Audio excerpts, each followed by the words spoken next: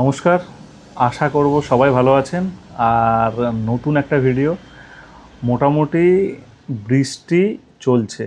আমরা বেশ কিছু গাছ যেমন কিনি, এখন দামি অ্যাডেনিয়াম কিনছি, দামি ফিলোনপসিস অর্কিড কিনেছি, দামি বোগেনভেলিয়া কিনছি। দামগুলো খারাপ নয়। এইসব নতুন নতুন যে বোগেনভেলিয়ার আইডিগুলো আসছে, এগুলো কিন্তু ভালোই দাম নিচ্ছে, নার্সারির মালিকরা নিচ্ছে, আমি আর কি করব। তো এই গাছগুলো কিনে এই বৃষ্টির জল বা বর্ষা আসছে বা বৃষ্টির মধ্যে কোনো রকমভাবে কিন্তু ভেজানো যাবে না।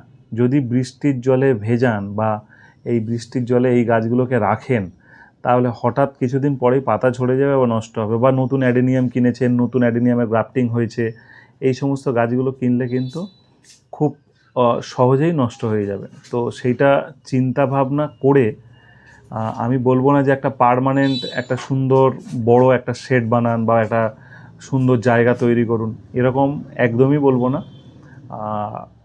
কিন্তু টেম্পোরারিভাবে, মানে ছোট্ট করে অন্তত দোচালা এরকমভাবে একটা পলি হাউস আপনারা করতে পারেন। দামি প্লাস্টিক কিনতে হবে তাও নয়, হার্ডওয়্যার দোকানে যে সমস্ত প্লাস্টিকগুলো পাওয়া যায়, তো সেই রকম পলি হাউস একটা নিজেরা তৈরি করে নিতে পারেন। চারিদিকে 4টে দড়ি খাটিয়ে যেভাবে কোনো ওয়ালের সাইডে এরকমভাবে দিতে পারেন, বা কোনো জায়গায় যদি সুযোগ হয় দোচালা করে দিতে পারেন। যেটা সুবিধা হবে সেরকম করে রাখবেন।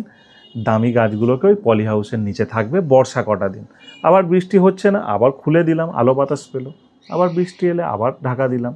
এই হচ্ছে ব্যাপার, ন্যাচারাল ব্যাপার, যত ইজিভাবে করা যায় সেটাই, আর অন্য কিছু নয়। আশা করব বুঝতেই পারলেন, তাই না? ছোট্ট ভিডিও এরকমই হয়।